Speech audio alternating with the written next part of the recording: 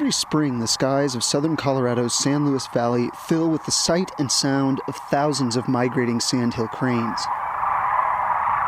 There's something about sandhill cranes. The call is really a primitive, it really resonates deeply within people. And of course, these birds have been flying across North America for millions of years.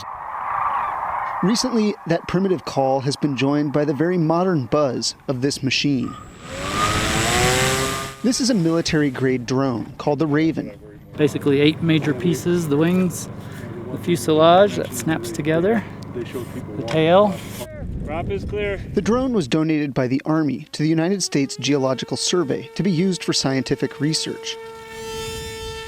Here at the Monte Vista National Wildlife Refuge, the mission has been counting and monitoring the health of the cranes for the Fish and Wildlife Service.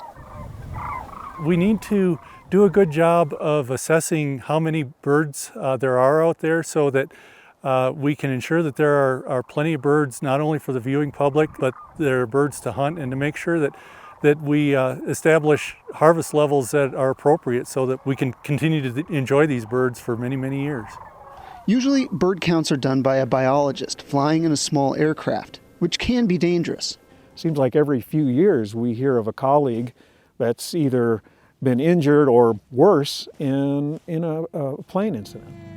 Drones like the Raven can be safer than manned flights, may yield more accurate data, and be less expensive to operate. This is really cutting edge for us. Launched by hand, then controlled by pilots on the ground, the Raven can be equipped with cameras that can capture images with resolution down to the square centimeter. But drones can still be perceived as a threat by birds. At first, during the day, it did scare them, so we thought, oh, this isn't going to work.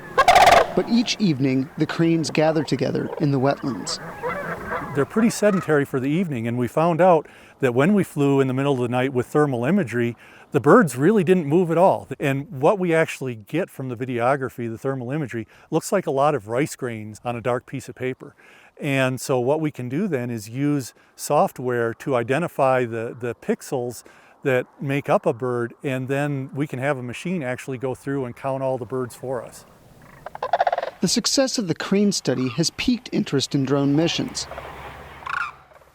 Other scientists are using drones to search for marine mammals in the Arctic and fly treacherous runs over Idaho rivers to count threatened salmon. And where it really helps is when we're in a tight canyon or in a real enclosed area where it's dangerous for the pilots to be flying in there to begin with. Currently, the Federal Aviation Administration limits scientific drone flights to governmental agencies and public universities on an experimental basis.